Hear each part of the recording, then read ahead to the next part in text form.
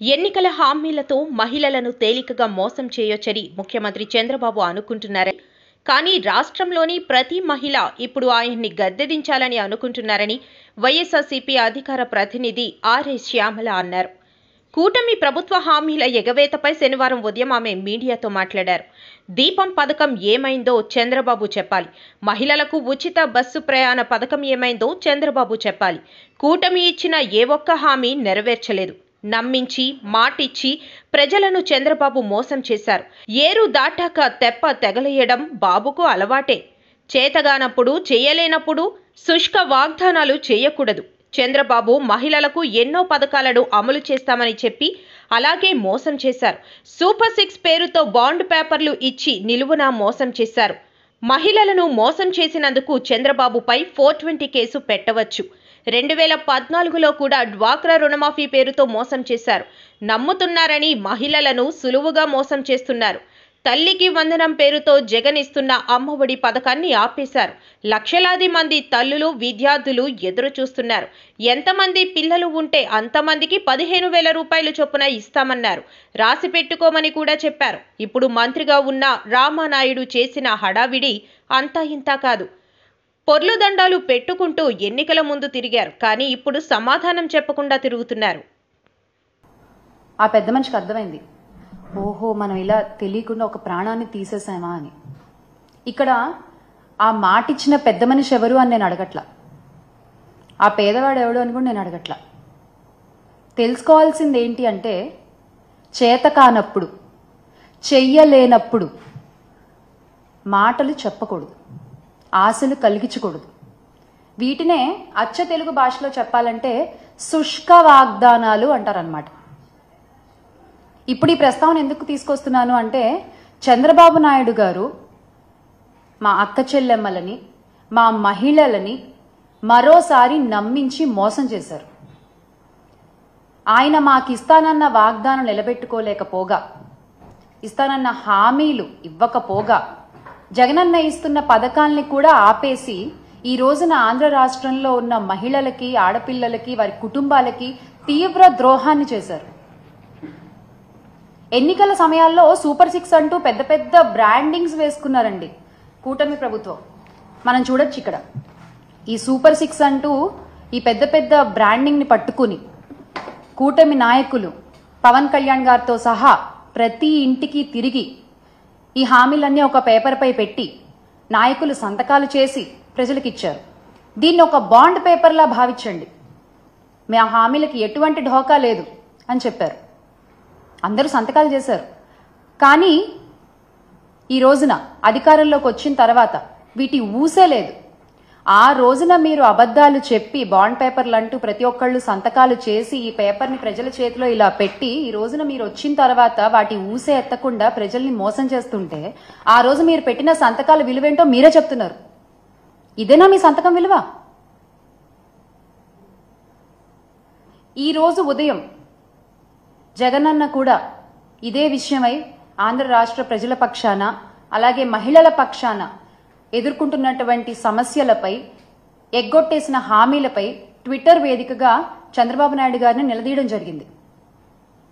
ఇప్పుడు ఒక సాటి మహిళగా మా మహిళలకు జరుగుతున్న అన్యాయాలపై నేను కూడా అడుగుతున్నాను. ఎందుకని ఇలా పదే పదే మహిళల్ని మీ మాటలతో నమ్మించి మోసం చేస్తున్నారు? ఇది చీటింగ్ కాదా? ఇది అన్యాయం కాదా? అసలు ఇలా మహిళల్ని మోసం చేస్తున్నందుకు చట్టపరంగా మీ పైన 420 కేసు పెట్టచ్చు. ఎందుకు మీరు ఇచ్చిన వాగ్దానాలపై మీకు అంత చులకన భావం? ఎందుకు మీ మేనిఫెస్టో అంటే మీకు అసలు అంత లెక్కలేదు? ఎందుకు ప్రజలకు ఇచ్చిన మాటల్ని టేక్ ఇట్ ఫర్ గ్రాంటెడ్ గా తీసుకుంటారు మీరు? ఇదేమీ మీకు కొత్త కాదు. ఇదేమీ కూటమి నాయకులకి కొత్త కాదు. 2014లో కూడా ఇలాగే మీరు చూసుకున్నట్లయితే 2014లో కూడా డ్వాక్రా రుణమాఫీ అని మహిళలకి ఆశలు కల్పించి అధికారంలోకి వచ్చిన తర్వాత యథావిధిగా ఎగ్గొట్టేశారు. ఇక్కడ మనం చూడండి, చంద్రబాబు నాయుడు గారు ఉన్నారు, పవన్ కళ్యాణ్ గారు ఉన్నారు, మోదీ గారు ఉన్నారు. మీరు చెప్పిన మాటలకి విలువ లేదు, మీరు ఇచ్చిన హామీలకి విలువ లేదు, మీరు చేసిన సంతకానికి విలువ లేదు. అంటే పోన్లే పాపం మహిళలు పదే పదే నమ్ముతున్నారు మనల్ని, చాలా చులకనగా తీసుకోవచ్చు, చాలా తేలిగ్గా మోసం చేసేయచ్చు అనుకుంటున్నారా మీరు? ఈ రోజున మీ మాటల్ని మళ్ళీ మళ్ళీ నమ్మి మోసపోయే మహిళలు ఎవరూ లేరు. ఖచ్చితంగా ప్రతి మహిళ ఈరోజు మిమ్మల్ని గద్దె దించే ప్రయత్నం చేస్తున్నారు. మీరు ఆ విషయం గ్రహించాలి. అరే అసలు అన్ని హామీల్లోకి కూడా తల్లికి వందనం అనేది మా ముఖ్యమైనటువంటి హామీ అని మీరు చెప్పుకుంటూ వచ్చారు. ఆ తల్లికి వందనం గురించి మీరు ఎలా ప్రచారం చేశారో కూడా ప్రతి ఒక్కళ్ళకి తెలుసు. ఏడాదికి రూపాయలు 15,000 చొప్పున ఇస్తామన్నారు. అది ఇవ్వకపోగా మీరు అధికారంలోకి రాగానే జగనన్న ఇస్తున్నటువంటి అమ్మఒడి పథకాన్ని కూడా ఆపేశారు. గత 7-8 నెలలుగా పిల్లలు, తల్లులు మీరు ఇస్తానన్న ఆ తల్లికి వందనం హామీ కోసం ఎదురు చూస్తూనే ఉన్నారు. ఆ పిల్లల ఎదురు చూపులకి మీరేం సమాధానం చెప్తారు? ఆ తల్లుల ఎదురు చూపులకి మీరేం సమాధానం చెప్తారు? వాళ్ళ భవిష్యత్తుకు మీరేమి సమాధానం చూపిస్తారు? మేము ప్రశ్నిస్తున్నాం. ఈ రోజున రాష్ట్రంలో ప్రతి ఒక్కళ్ళు జగన్మోహన్ రెడ్డి గారు ఉంటే అనేటువంటి ప్రశ్నని వాళ్ళు వేసుకుంటున్నారు. ఖచ్చితంగా దానికి తగ్గ సమాధానాన్ని త్వరలోనే మీకు చూపిస్తారు. అసలు ఏ రకంగా ప్రచారం చేశారండి మీరు? ఇంటింటికి తిరిగి ఎంతమంది పిల్లలు ఉంటే ప్రతి ఒక్కళ్ళకి నీకు 15,000, నీకు 15,000, నీకు 15,000, ఒకళ్ళుంటే 15,000, ఇద్దరుంటే 30,000, ముగ్గురుంటే 45,000, నలుగురుంటే 60,000 ఇలా చెప్పుకుంటూ పోయారు కదా.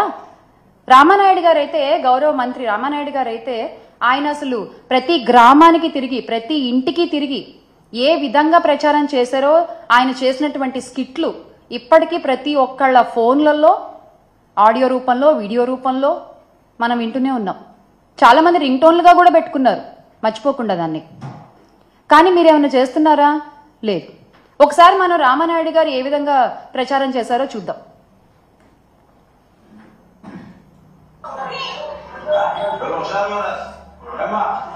మళ్ళీ మన ప్రభుత్వం వచ్చాక అందరికీ కూడా మీరు 15,000, మీరు 15,000, మీరు 15,000, మీరు 15,000, మీరు 15,000, మీరు 15,000, మీరు 18,000, మళ్ళీ ఇస్తున్నాడు రాసిపెట్టుకోండి. మళ్ళీ 15,000, 15,000, 15,000, 15,000, 15,000, 15,000, 15,000, మీకు 18,000, మీకు 18,000, మీకు 18,000, మీకు 18,000 రాసి పెట్టుకోండి.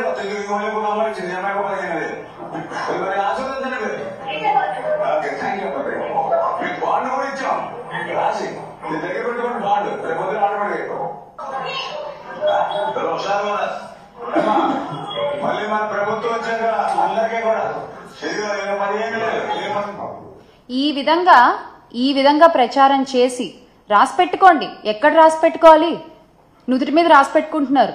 మళ్ళీసారి అద్దంలో చూసినప్పుడల్లా మనకు కనిపించడానికి. ఎక్కడ రాసి పెట్టుకోవాలండి? తల్లికి వందనం అనుకుంటూ, అమ్మా వందనం అనుకుంటూ, అయ్యా వందనం అనుకుంటూ పొర్లు దండాలు పెట్టుకుంటూ తిరిగారు కదా వీధి. ఈ రోజున ఏమైంది అది?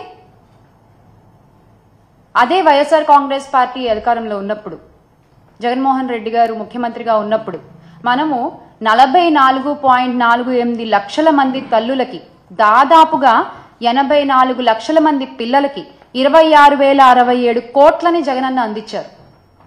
అధికారంలోకి రాగానే అమ్మఒడిని ఆపేశారు మీరు. ఈ రోజున పిల్లలకి సమాధానం దొరకట్లేదు, తల్లులు ప్రశ్నార్థకంగా చూస్తూ ఉన్నారు మీ వైపున. కానీ మీ వైపు నుంచి ఎటువంటి సమాధానం దొరకట్లేదు. ఇంకా వస్తుందని ఆశగా ఎదురు చూస్తున్నారు.